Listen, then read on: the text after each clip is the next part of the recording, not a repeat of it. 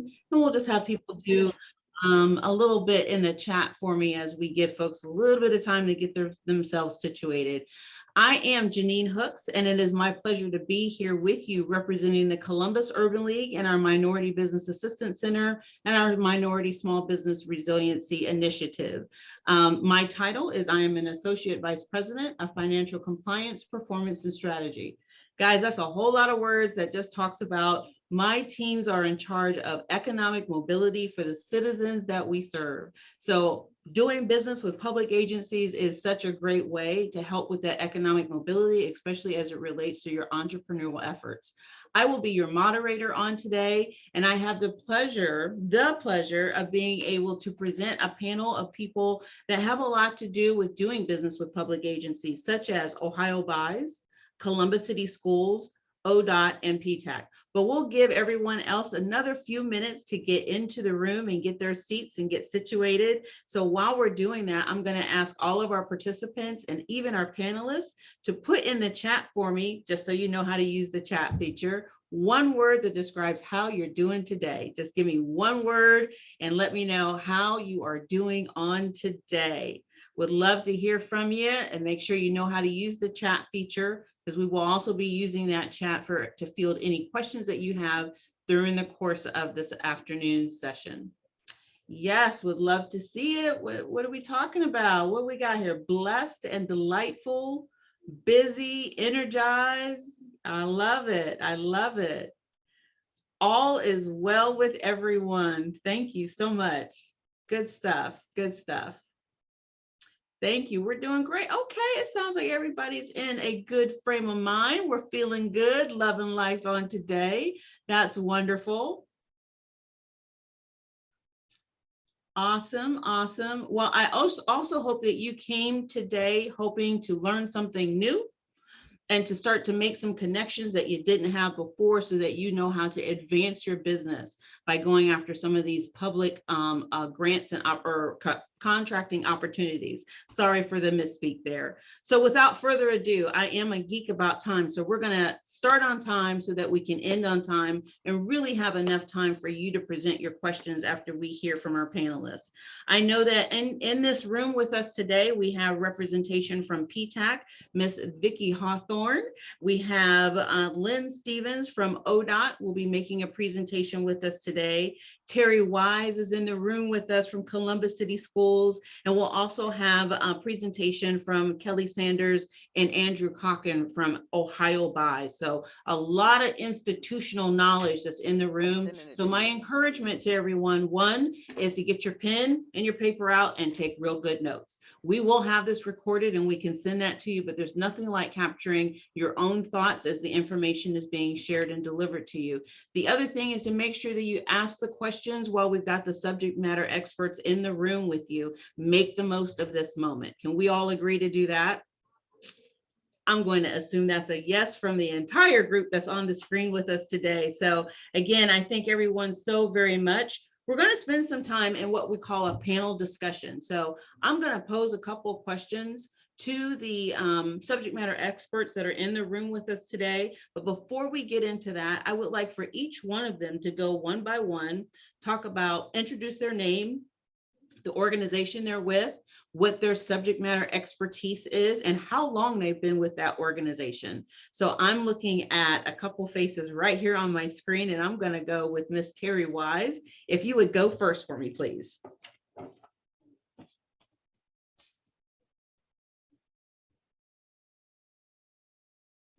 You're muted, hun. Good morning and good afternoon, everyone. I'm Terry Wise. I'm the outreach coordinator for Columbus City Schools. I've been in this role since October of 2001. Prior to that, I ran a small business program for the Columbus Airport Authority. So I've been in the small business space about 25 years. So I'm interested in helping small businesses reach their maximum potential. There's a lot of opportunity out there that often goes untapped. So I'm honored to be on this panel today so we can help the small businesses that may not have thought about certain opportunities or certain avenues and how to position themselves to receive contracts with our public entities. And thank you for the invite. Thank you, Ms. Terry. It's a pleasure and an honor to have you in the room. Thank you so much. Next, I'm going to ask Ms. Vicky Hawthorne. We're going to pass the mic to you. Are you ready? Yes, I'm ready. Greetings, greetings, greetings, everyone. Again, my name is Vicky Hawthorne. I'm with the Procurement Technical Assistance Center. We are not a buying entity. We are one of the many resource partners that I hope you are connecting with. Our primary focus is government contracting at the local, state, county, federal level. If you are not using the P-tax, if you're interested in the government entities, write it down. You need to connect with us for sure. And I just want to give you a testimony based on, I've worked with the P-tax since the mid-90s when I was with the Department of Defense Logistics Agency. I worked closely with them in the small business office.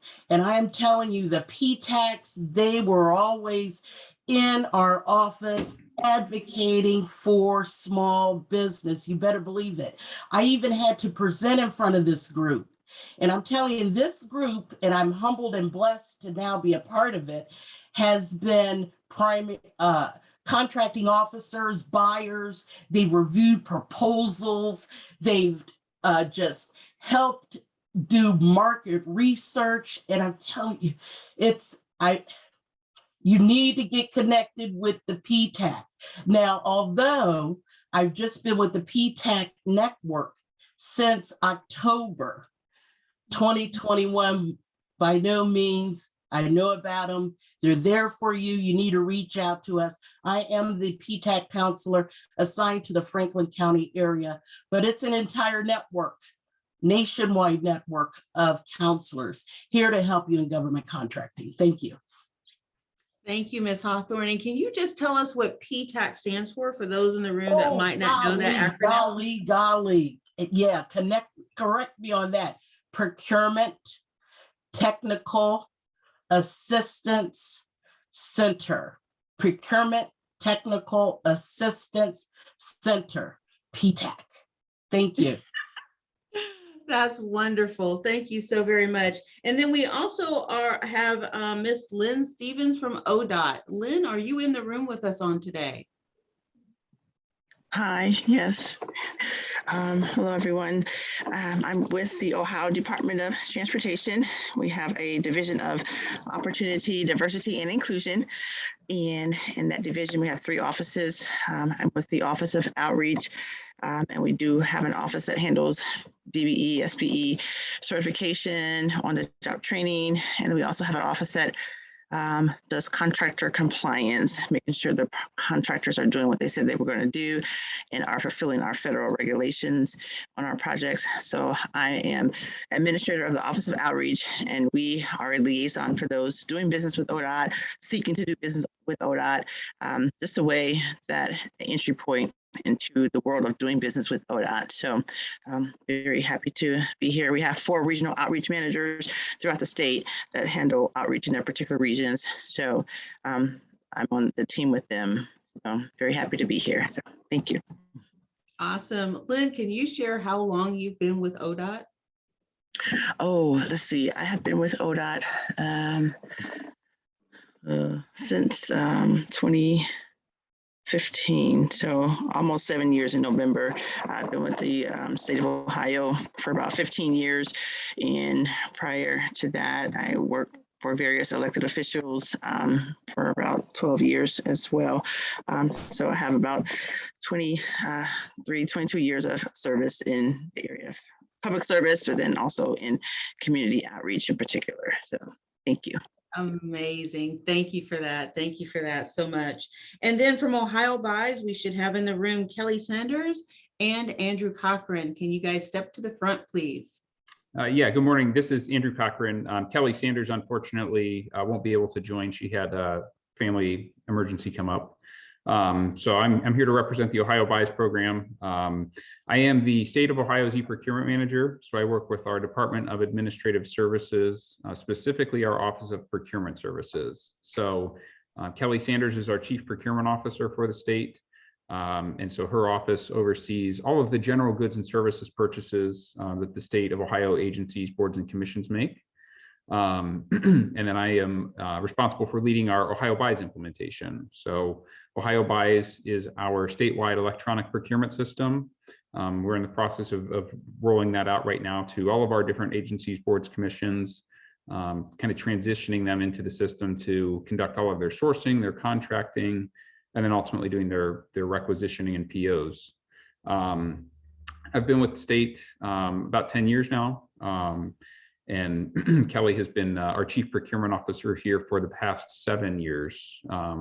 And so been in this role for a while. Kelly and I have both been here since we started with Ohio Buys and started the implementation.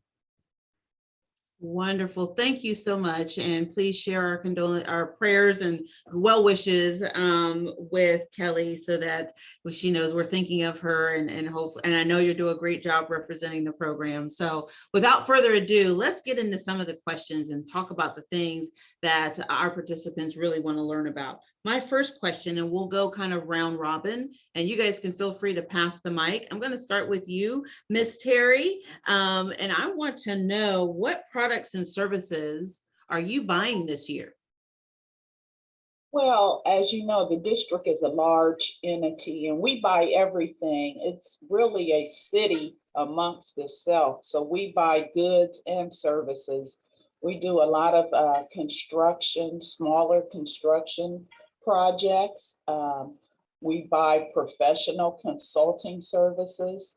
We buy transportation services, smaller transportation services for students. Right now, there's a bid out there for a company to transport less than 50 students. We buy food and groceries and just everything you can imagine, nursing services, products, custodial services at times. So we operate basically like our own city. There's over 100 buildings. So within those schools and administrative offices. So within that, you're constantly looking for goods and services and to buy things. So my advice would be to register as a vendor, list all the commodity codes that you operate in, and we send out notifications to those when we have things that we're selling, procuring. So if you sell that particular thing, you will automatically get an email saying we're looking to buy, and it will have all the specs and everything in that particular email. There's so much that you said right there is very important for our entrepreneurs and business owners to know.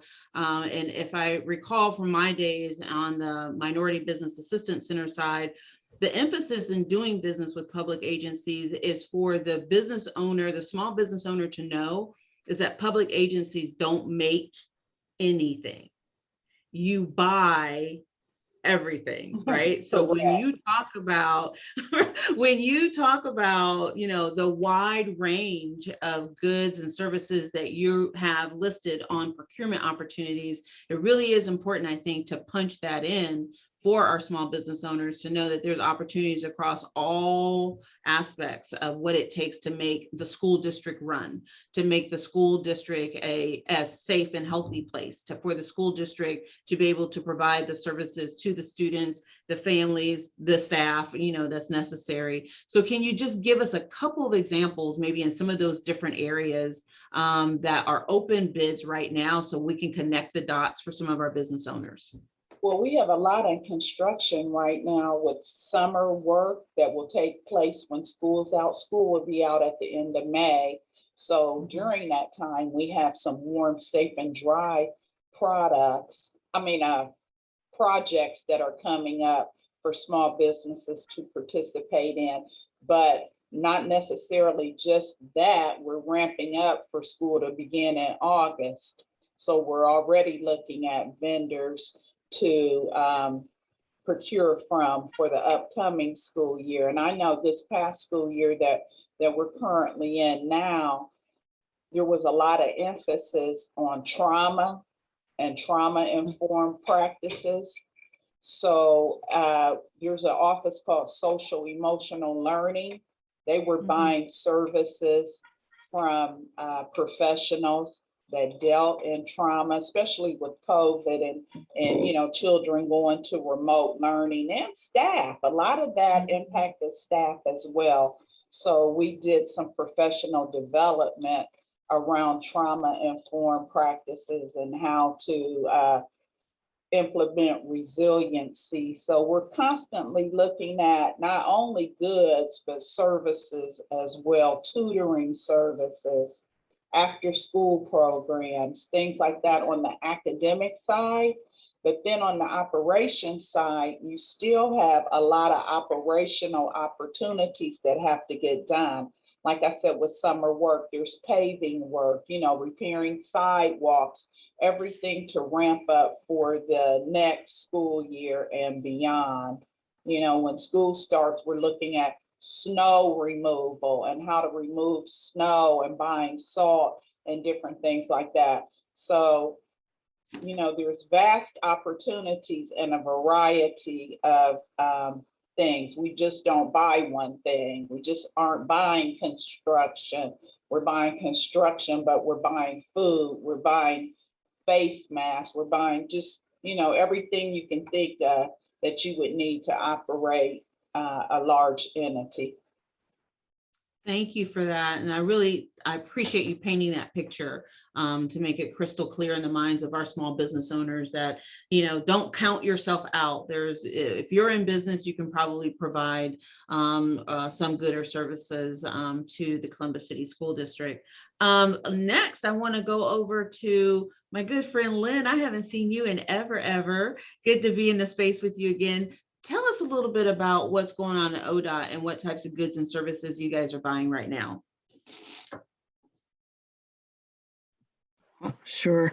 And as Terry says, we buy a lot of things related to, of course, heavy highway construction on the highways, but we also have vertical buildings. We have construction needs. Right now, we have almost completed our statewide facility update projects. So over the past couple of years, we've had many opportunities to help build a new salt barn, repair the roof at facilities.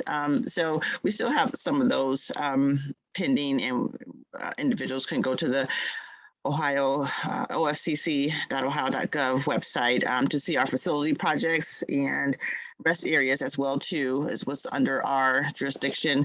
I know we should have some. I'm trying to see which facility projects we have going on, but outside of that, we always have a need, as you see, where there is construction on the highway, opportunities for subcontractors to be involved and work along with the prime contractors for various services.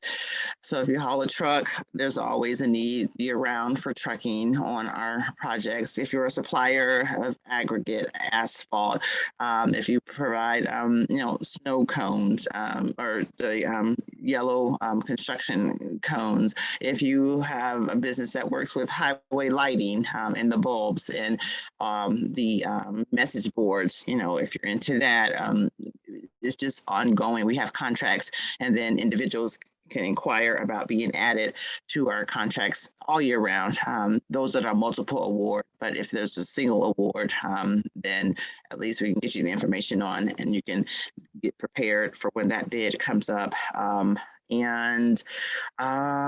So suppliers, we also have, in addition to the constructing of the highways, the projects, the planning, the designing of those projects, as well as the designing of the vertical buildings and the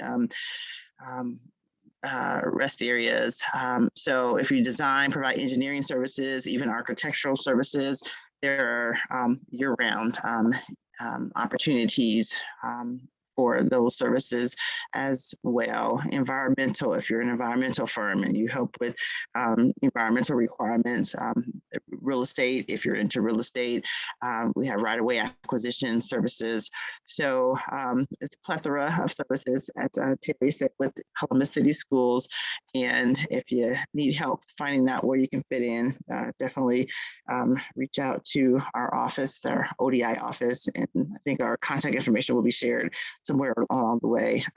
And so, yes. And also if you provide like smaller, we have bids for services under 50,000. So those could be bicycle helmets for our Safe Routes to School program. It could be bicycles for that. It could be, if you repair, minor repair and renovation of office buildings, that's year round too. So just an example again. So again, we can get you into the right place if you reach out to us. So thank you for the opportunity. Thank you. Sorry. No, I love your answer, Lynn. And when you say heavy highway, you know, I automatically start thinking about the orange cones that are all for the city, and that has something to do with you guys. But then I also wonder, what are the things that you guys have in your procurement opportunity that we might not automatically associate with ODOT, right? So one of those unusual things, like you said, bicycle helmets. I would have never thought to look for something like that on the offering that you guys have. Anything else that you would say would be kind of non-traditional that could be a unique opportunity for a small business owner? I mean, it's kind of like HVAC stuff. So that's kind of not, it's kind of traditional, but for us, it's kind of, you know, not related to like the heavy highway, but it does apply for our facility projects.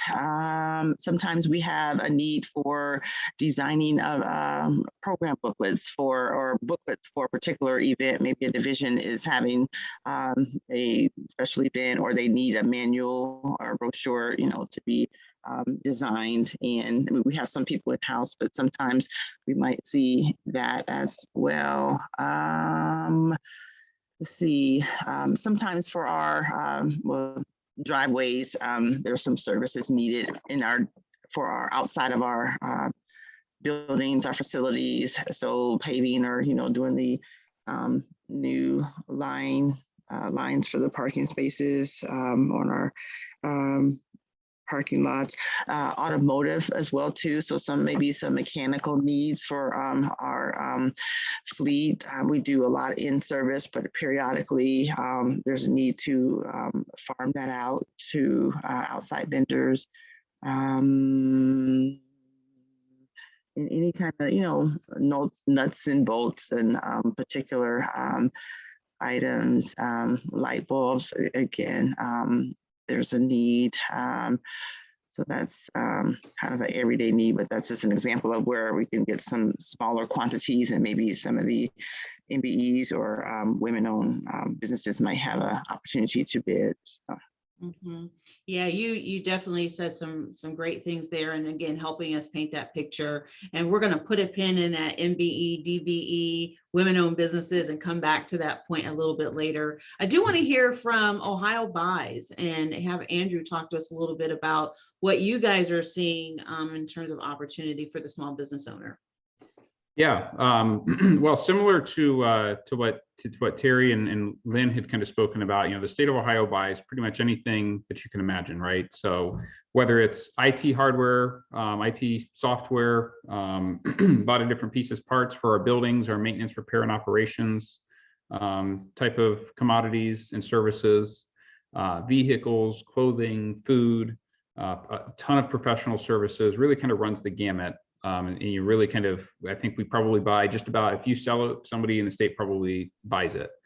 One of the things that we're really excited about with Ohio Buys here is the ability to bring all of that activity into a more common platform. For those of you that may historically have done business with the state, it can be a disjointed process at times, right? Depending on which agency you were dealing with, you might have to go to different websites to kind of look for what opportunities are out there.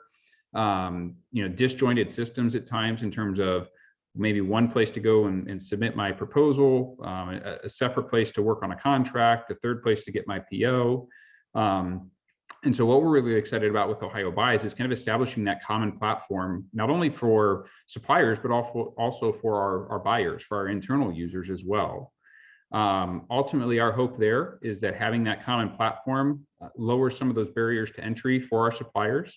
Our thinking there is that if we give you one way to do business with the state instead of 20 or more different ways, potentially depending on who you're doing business with, ultimately it's our hope that makes it more attractive to do business with us. You can kind of learn how to do business with the state one time, learn one system, and then be able to leverage that no matter which agency you might be dealing with to respond to a bid or something like that. So I think there's a lot of opportunity there for all suppliers to take that opportunity, get into Ohio Buys, get registered, learn how to use the system. We do some things very similar, I think, to what Terry was kind of mentioning, just in terms of notifying suppliers based on their commodity codes when there's a bid that's out there that that matches what you've told us you might provide. So driving those types of notifications. We do have sort of a public portal, is what we call it, where you can go out and look at the different solicitations that are posted and open for bidding. You can look at the contracts that have been awarded. You can even look at the catalog items that are associated with those contracts. So you can start to actually kind of do some some strategic planning as well, and kind of figure out what does the state generally pay today for certain commodities. Looking at when is a contract potentially expiring, and when might that come up for bid, and kind of do some homework there in terms of what a competitive price might look like based on what the state's paying today. So a lot of opportunity there for Ohio Buys, for suppliers to not only, like I said, hopefully get more opportunity to do business with the state, but also just a little bit more transparency and making it a little bit easier to navigate that process. I appreciate the innovation that the state has really undertaken to help the small business owner and streamlining that process. So it can be much more friendlier, if I can use that bad English to describe that, just, because we need all the help we can get, as the chief cook and bottle washer in my business, having a complicated system to navigate can just make it just too intimidating, and probably I won't try it. So I appreciate the state really taking leadership on that. So we've talked about the what, right? So there's opportunity out there, tons of things that you can see yourself as a small business owner going after, but how do we go after that? So that's where I want to bring in our partners at PTAC to really talk about the assistance that they offer when it comes to that technical assistance and approaching some of these procurement opportunities. Vicky, can you talk about that a little bit for us? Yes, absolutely. Practically all of the PTAC services are at no cost. If we ever have to charge a cost, it's minimal. It may be due to the facility. It's just a nominal fee, but majority of the services are at no cost. Now, we do also offer a bid match service. And that is also at no cost, where you put in your keywords and your NAICS codes or your product service codes or your UNPSC codes, the state. I know I messed that one up. But I would recommend coming to us first. Or any resource partner before you approach the state, before you approach ODOT, as far as getting your elevator pitch together, getting your capability statement together, make sure all this is in order, help you do the market research to see what opportunities are out there, because the counselors are always looking at the opportunities that are out there. And we are connected. We're another set of eyes and ears for our clients. So we can help you navigate. You would come get a section with us, again, at no cost. We'll see which direction you're planning to go, assist again in your capability statement. It's an effort to put it all together. It's an effort to get you in position for success. And I can tell you, probably some of these organizations, and I know at the federal level specifically, they will ask, have you talked to your PTAC? Mhm. You want to be able to say, I've already contacted my PTAC. I've, had a couple sessions with them and kind of lead in that way. So again, go in and we can help with researching opportunities, help you respond to requests for information, sources sought notices. Even when you have a proposal, say you see an opportunity and you say, I'm ready for this, you have everything in order, you have your proposal, let us look at your proposal. We won't do it for you, but we can look and see and make sure you've covered, you're following the guidelines, following the instructions. So we're part of your team, ad hoc team, where these public agencies may not be able to provide that information to you. They may want to, but no, they can't say. We can give you some guidance. True and well, we're not licensed. We may have CPAs or attorneys, but we're not working in that capacity. It's just an advisory capacity, giving you some additional intel to best position you for success. Awesome, Vicky. Thank you so much. And I know that the PTAC and the Minority Business Assistance Center, as well as our Minority Small Business Resiliency Initiative, works very well in that same regard. So I just want our small business owners to feel confident that there are a plethora of resources and people at the Columbus Urban League, as well as at the PTAC, that can really help you with that get ready. And listen, guys, once you get ready, you know what I'm going to say, if you stay ready, you don't have to get ready, right? So get yourself organized. One more comment. The Small Business Development Centers, SCORE, which is part of SBA. There's so many resources out there. Find them all, use them all.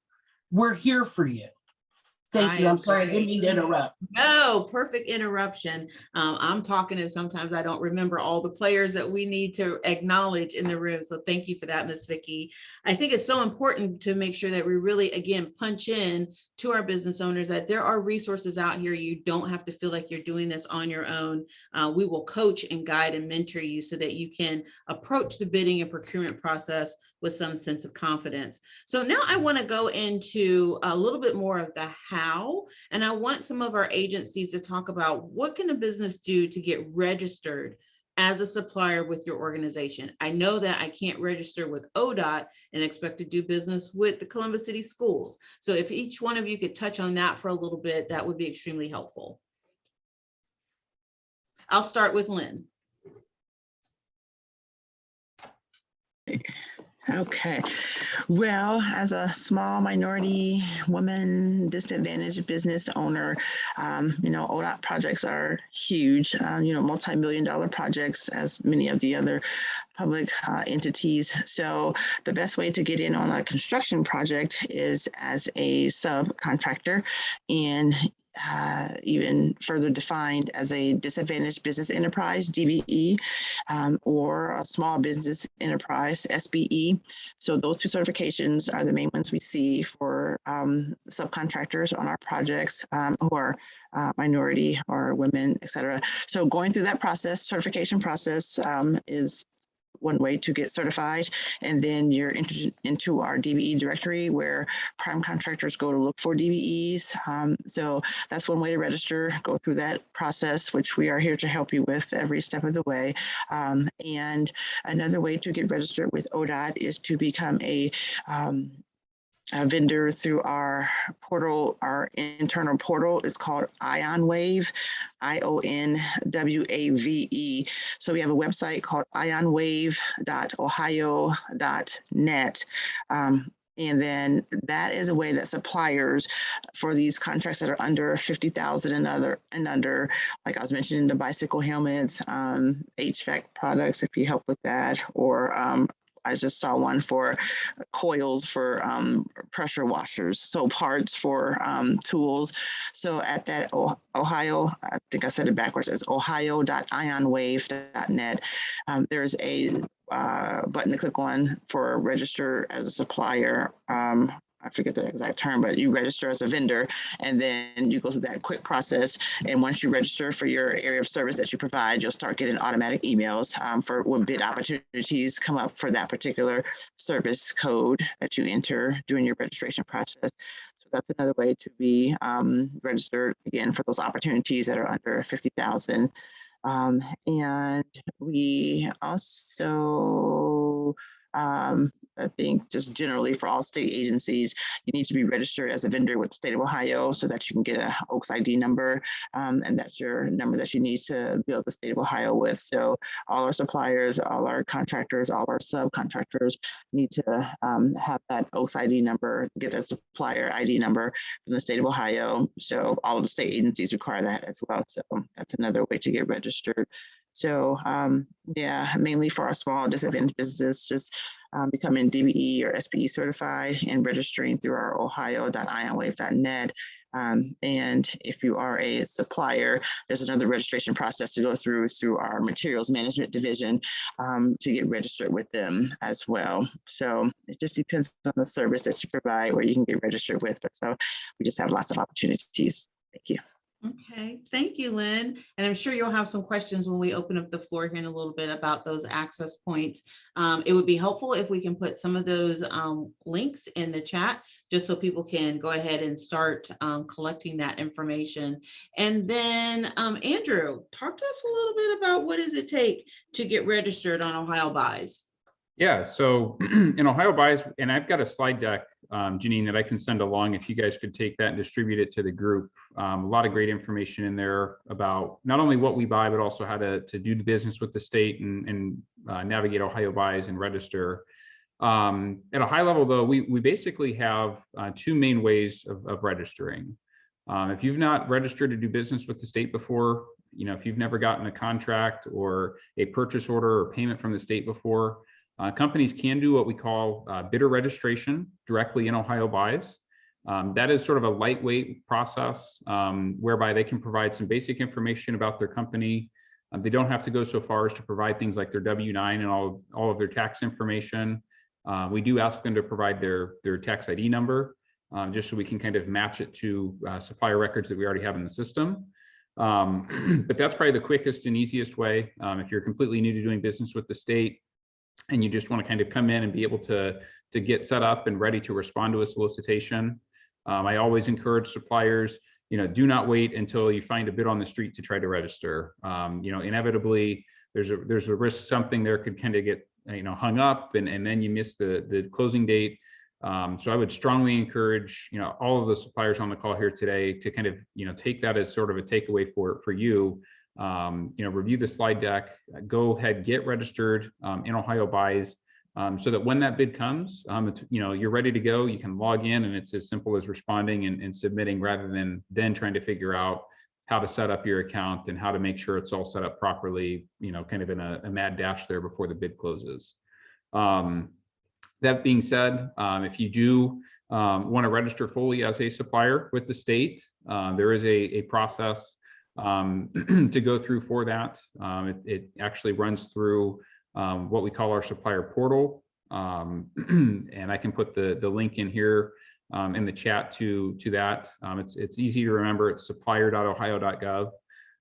That is if you are, if you're fully ready to say, yep, I'm going to submit all my information.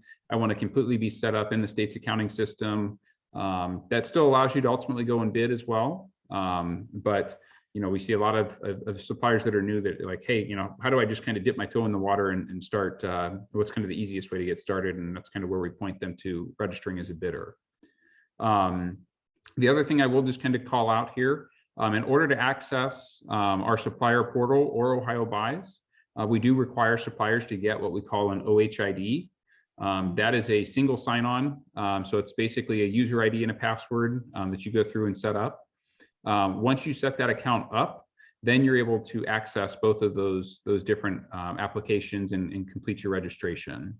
The nice thing is once you do that, you can go back and you can enter those credentials, land in what we call our app store, kind of our OHID app store. From there, the beauty is you've logged in, you can get to either of those applications. If you do business in the Ohio Business Gateway at all in terms of filing taxes, They use something very similar for the OHID. And so we're really excited about having kind of that enterprise-wide single sign-on, kind of, sign up one time, and then you've got the ability to access all those different applications. So the slide deck that I'll send over does have some detailed screenshots and instructions on how to go about doing that. Some links out to some training resources to help walk you through that as well. So Janine, I'll send that over to you here after the call today. And if you could distribute that to the attendees, that would be fantastic. We sure will. Thank you for that. And correct me if I'm wrong. Would you say that OHID could be the starting point? Like, if I were to say, where do I start? Would that be point one to get that going? Okay. I wanted to make sure I punched that in. Yeah, the nice thing is if you start from Ohio Buys, and our training materials will kind of walk through this in the slide deck. If you start from Ohio Buys, the way that it works is basically it remembers where you came from. So if you start from Ohio Buys and then go get your OHID, the systems are programmed and smart enough to kind of recognize that and send you back to Ohio Buys once you've completed your registration. But you can also register with the OHID. But our recommendation is go to Ohio Buys first and then register for the OHID at that point. Awesome. Thank you for that. Thank you for clarifying. Ms. Terry, how do we get set up to do business with Columbus City Schools? Ours is pretty simple. We have an online vendor registration, and I'll send you that information. The Board of Education in 2004 passed a local economically disadvantaged enterprise program for small local businesses. Your business has to be in Franklin County, or at least 50% of your employees must reside within the school district boundaries. We do reciprocal certifications with similar programs. If you're EDGE, DBE, 8A, or if you have the UCP, we will fill out our LED, that's the acronym LEDE, Local Economically Disadvantaged Enterprise. The affidavit is a front and back page document. It has to be signed and notarized. If you're already certified with another small business certifying agency, not a minority, not an MBE or WBE or FBE, not anything like that. You have to be small and you have to be local, or 50% of your employees must reside within school district boundaries. The affidavit is front and back. You are to attach a copy of your EDGE letter or your 8A letter or your DBE letter or whatever you got from that small business certifying entity. Have the form signed and notarized, and you can send it back to the school district. If you haven't been certified and you're new and starting out, you're to complete the LEDE affidavit and attach a piece of supporting documentation. Most people attach their articles of organization from the Secretary of State's office, which is that small square. Attach that to your notarized affidavit. And the district has a third-party certifier that does a virtual, right now, a virtual site visit. It used to be in person, but since COVID, you're doing a virtual site visit, and then come back with a write-up and make the recommendation whether to certify or not. But if you have that reciprocal, if you have a certification with the small business certifying agency, we normally will do a reciprocal for you. Okay, excellent. And you have dropped a world of knowledge in just a little bit of time. So I want to do a quick question for our business owner participants. And one question is, put in the chat how long you've been in business. That's question one. Question two is, put in the chat if you are a certified business, certified as in minority business enterprise, disadvantaged business enterprise, women-owned business, or what's the other one? I'm missing one for you, Lynn. What's the other one? You said AA? Small for us, SVE, but yeah, Okay, 8A's for the SBA. But. Yeah, forgive me. I've been away from the entrepreneurial world for a minute. So if you guys could put in the chat, and that will give us some context, right? And how far we need to, where we need to go with some of the real specific questions. And while you guys are doing that, I made a misstep here. Not only did I forget to introduce Mr. Mike Bowers from the SBDC, egg on my face, but I also didn't get through the slides for Miss Vicky, and what we're doing with the PTAC. So let me cue up her slide, and I usually know when. Okay, there we go. Miss Vicky, I just want you to talk again through all the services that PTAC offers, and we also know that SBDC, SBA, as well as MBAC and Miss Bree offer similar services, but just so that we make sure we pay attention to how you guys can help us with all of the things that we need to do to get ready for the procurement space, please. You're on mute. Let me unmute there. I tell you, if you're dealing with public agencies, each have their own way of doing things. And that's where you reach out to the PTAC, because all these abbreviations and certifications, that it can be mind-boggling. It really can. And we haven't even discussed the federal level. The federal level has their own set, the System for Award Management, SAM. So again, you need to reach out to your PTAC, because you need a sounding board to see which direction you need to go in. And we can, as mentioned, all levels of government, public agencies. The bid matching will help define and refine some of your capacity and even your capabilities. The one-on-one training. And again, our services are free. We get involved in just certifications. Before you hit the button on the socioeconomic certifications, which you saw the plethora of abbreviations in the chat, before you hit that button to submit to the federal agency, you need to have one of your resource partners look at it. That could maybe help a lot. And I've actually, as a business owner, I've been a business owner since the mid-'80s in a variety of industries, not enough to quit the day job. Not enough to quit the day job, but just a little bit. I've gone through the ODOT, the DBE certification. I've also gone through the 8A Hub Zone certification, and work closely at the federal level with the WOSB and EDWSB, Economically Disadvantaged Women-Owned Small Business at the federal level. So again, and a lot of the counselors have gone through these certifications being business owners and have reviewed so many. Before you hit the button to submit to the federal, any of the public agencies, use the PTAC and other resource partners. I can't emphasize that enough. We get a lot of calls after our clients have submitted the button and they need additional information, or maybe something wasn't explained where the evaluator could really make a determination. So a lot of those instances could have been resolved if there were another set of eyes. Again, reach out to your resource partners. The Ohio PTAC program is divided into counties. The counties clusters have counselors assigned to them. And this is the website for if you wanted to become a Ohio PTAC client, you would go to ptac.ohio.edu. There may be some folks on the call out of state. Again, we have counselors. That that website address at the bottom will give you the website to go to. Thank you.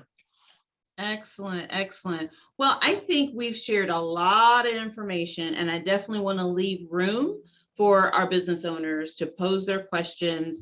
I'm going to take a look at the chat, but this would be a great time for us to just kind of connect with the specific needs and questions and concerns that some of our business owners might happen to have here. So I'm going to ask Sharice to help me with moderating the Q&A piece.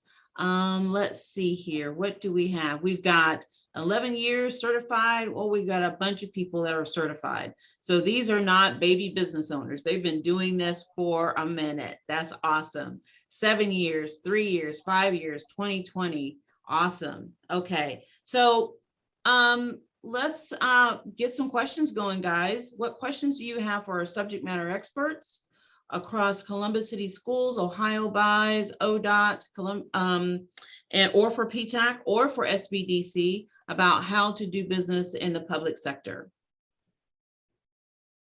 While they're thinking about that, Janine, there was a statement from, I believe, Rolanda, who is from WorkC, an amazing organization. And Rolanda was looking for, I believe, the panelists all to make sure that they drop their contact information in the chat or to her privately, because they're looking to build, their supplier diversity procurement programming. Wonderful, wonderful. Yes, so we can get the panelists to just put your contact information in the chat.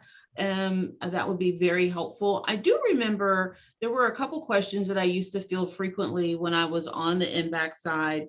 And one of those questions would be, how often can I get a report on who won the bid?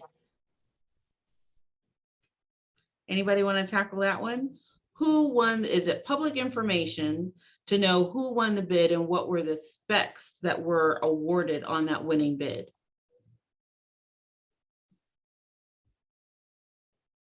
So Janine, I can Okay. start from the Ohio Buys perspective. So at the state, once an award has been made, really it can either go straight to kind of a purchase order, or in some cases we go from a solicitation to actually writing a formal contract. So the answer depends a little bit, but generally speaking, I mean, once all of the dust is settled, the contract has been signed.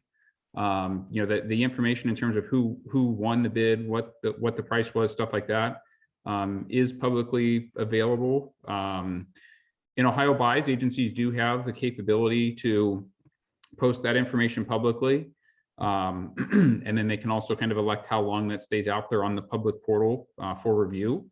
So there's no statewide policy per se on, you have to leave it out there for 90 days or a year.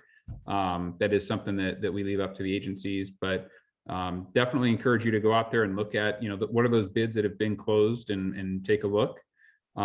If you don't find what you're looking for, Ohio Buys does also offer a public records request feature. You can basically go to ohiobuys.ohio.gov. There's a link there for public records, and you can go fill that out. Make sure that you pick the agency that you actually are requesting that information from. So don't pick Ohio or state agencies. It's a little bit too generic there. Pick, Department of Commerce or it's Department of Administrative Services. But that'll basically workflow through our system as well and allow us to, make sure that we connect you with the appropriate folks to retrieve that information. Excellent. Thank you for that. That was a wealth of knowledge right there. I hope the business owners realize that they have that opportunity to access the information, and now we have a process to follow to do that. Another question that I used to field when I was with the Minority Business Assistance Center related to if I have an innovative product or service, okay? So this has come out of where people had to think about new ways to do business as a result of COVID and the pandemic. How do I introduce that concept or that new product or service to a Columbus City Schools or to ODOT or to the state of Ohio and get an audience to pitch my idea? Well, at ODOT, We've done that many times for new vendors. It just depends on what the product is as to which division that we would meet with, but we would help facilitate a meeting with that division. Maybe like we had a company that had an idea on how to temporarily fill potholes on the freeway until ODOT could get to them with a more permanent solution or fix. So that was our materials management, plus it was our district offices. So we arranged a meeting with the division, the materials management division, as well as the closest district staff to where that business was located. Yeah, they can come through our D&I office, diversity and inclusion office, and then we'll help set up a meeting one-on-one with the particular division or district office about your products. I love that idea. You're so accessible. So if I have a new idea, right, and I'm rolling with it, I've got a great business plan proposal, I've come through MBAC, I've come through PTAC, SBDC, and my business plan is bulletproof. I've even been able to raise some capital around it, but it's a new concept to public entities. You're willing to open your doors and listen to our proposal. So I love that. I think that's phenomenal.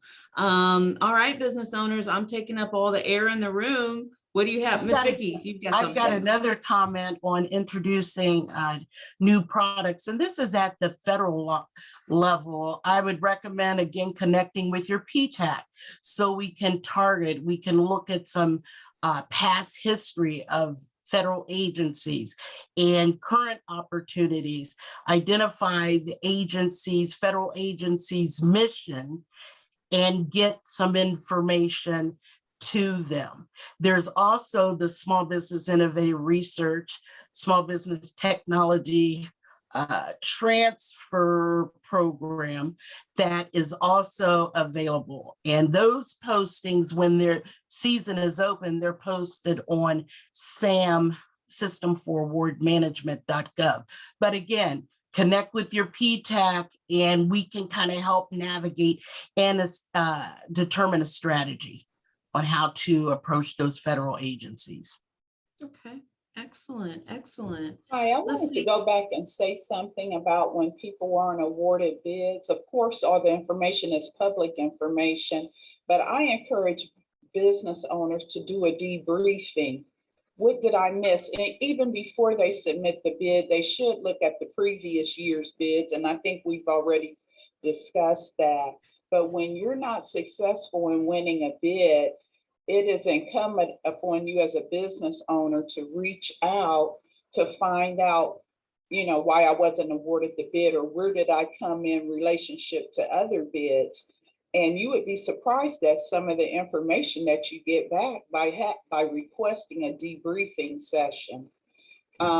Maybe you missed a section. Maybe you didn't explain it well. If it's an RFP, you know, maybe there was things that, and you may not have any idea.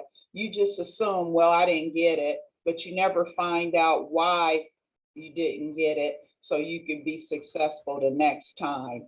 There's areas in the bid documents that you may not have understood. Did you come to the pre-bid meeting? Did you look at any addendums that were developed for the pre-bid meeting or during the pre-bid meeting? Were you there in the room? Did you pass out your business cards to maybe some primes or people that were looking for partnerships? There's so many missed opportunities in public work that small businesses miss because they don't take advantage of the pre-bid meeting or asking for a copy of the attendance list, who was there, you know, because there is sign-in sheets and all that is public record. So they can go back, maybe you couldn't make it, maybe you had a conflict with another project, but you can always ask for the sign-in sheet so you can go back and make those quote unquote cold calls or send your information. People have to put their email address on it. So I think on the sign-in sheet as well as phone and fax, I guess. So, you know, there's opportunities that are missed because people don't take the proper time. They just say, I didn't get it, but why not? Especially if you think your bid was tight and you didn't get it, then you need to exert yourself to find out why, because it is all public dollars and public information. Miss Terry, you just introduced a whole new workshop.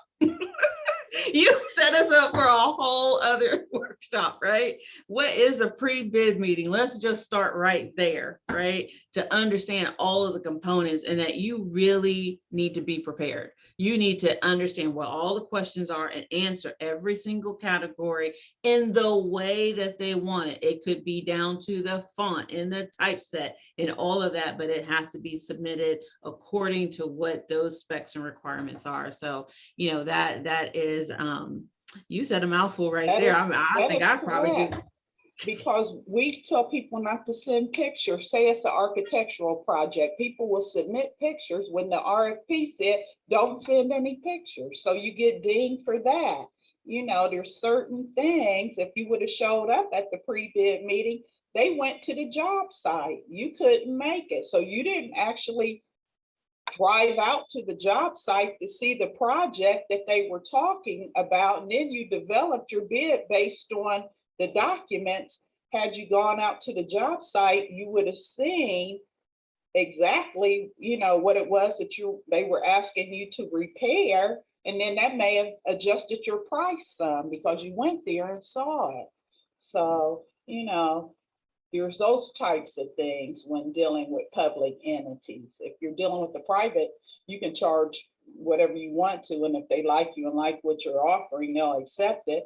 But, you know, with public work, we got to come in a certain percent of the engineer's estimate, or the agency has an idea of what it is that they, you know, want to pay for that particular service. So if you're a couple $100,000 from the next lowest, not even the lowest bidder, but, you know, if you're way down on that scale, you miss something, and you need to find out what it is that I missed. Because you may be able to do the work, but if you don't know how to fill the bid documents out correctly, it can mess you up. There it is. Okay, so Sharice and Mr. Byer, can we do another workshop? We're gonna have to come back together and just, you know, talk about that part right there, right? And get that in. So thank you so much for bringing that to the room, because those are the things that we need to hear as small business owners, and we need to really make ourselves available to have that type of conversation. Just a couple of questions. Go ahead. I'm sorry. Oh, I was just, Ms. Wise, you were spot on. Reading that solicitation, read it over and over and over and over again. And on that bid, that debriefing, there could be a time frame where you have to submit it, the request. So you need to watch that as well. I agree. Thank you so much. And those are the types of technical assistant points you can get from PTAC and SBDC and NBAC and Ms. Bree. That's why we're in here in the room with you. There's a question from someone in the chat is, as a company that doesn't bid, how can I access some of the government grants or public-private partnerships? Who wants to take that question?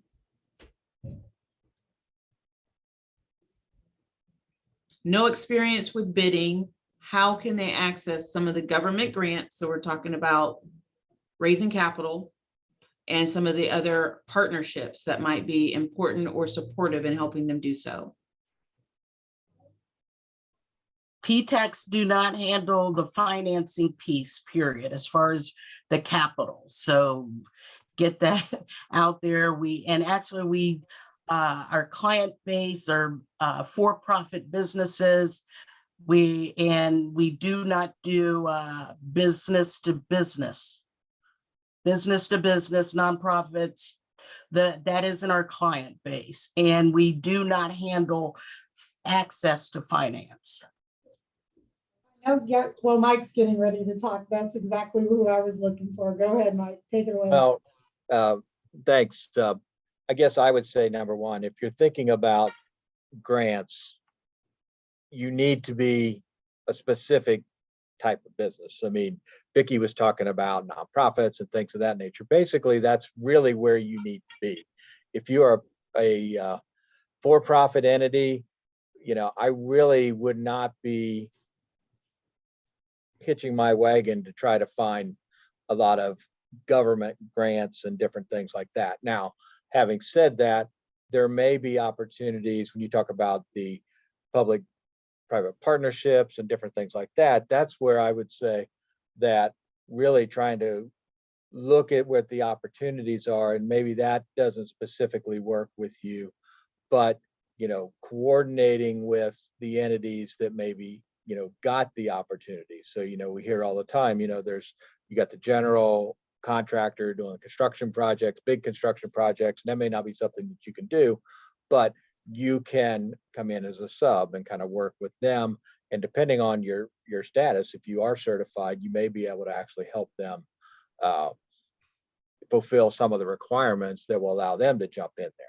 From a funding standpoint, that is a critical piece when you're talking about government contracting, because a lot of times what's the expectation is that you get the contract, you're providing the service, you're providing the product, and then they will pay you later.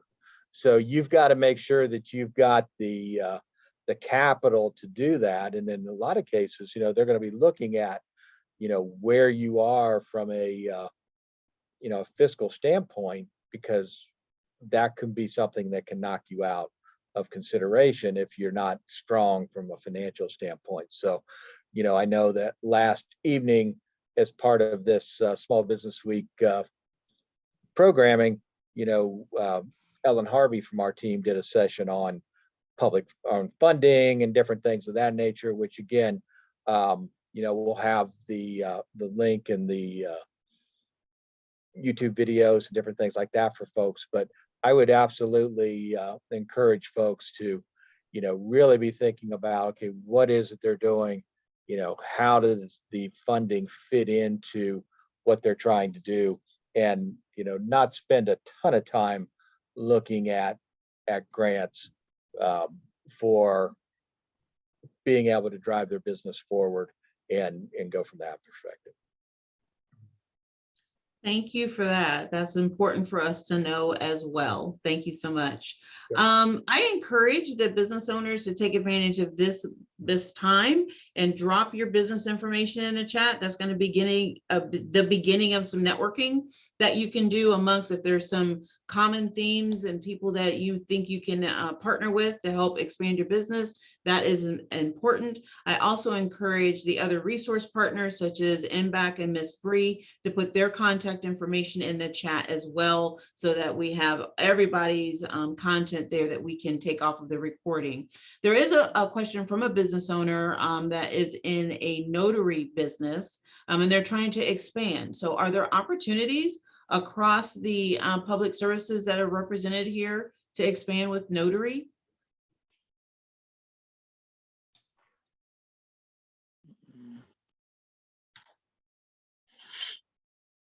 I know I was a previous notary, and based on the licensure, you could only charge a minimal amount for your services. So I don't know, without adding additional services, how you could really you would have to be offering something in addition to notarizing, because you can only charge a small amount. When I was a notary, I think it was $2.50 was the maximum you could charge to notarize a document. It may be higher, but you would have to offer some additional services. I wanted to go back to the grant writing. Now, we do have a grants department, and we do procure services from people that have grants. Now, sometimes the school will write a grant and say they, like with the gentleman with the bicycles, say a school has some type of healthy initiative going, and they wrote a grant for healthy initiatives or reducing for children to exercise more, and a school wrote a grant to buy bicycles or something like that, then we would buy that. But we do have a grant department that works with people that go out and procure grants. So it's not, everything's not lost from the district standpoint with grants, because we do utilize people that have grants for different services. That's awesome. That's something I did not know. So that's a nugget I can take away for If you today. have a grant on,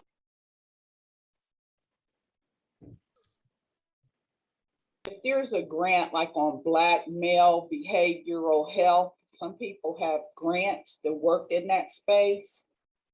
And the school has written a grant because they see that sixth graders maybe that are getting ready to matriculate, or fifth graders that are getting ready to matriculate to middle school might need some additional assistance before making the transition from elementary to middle.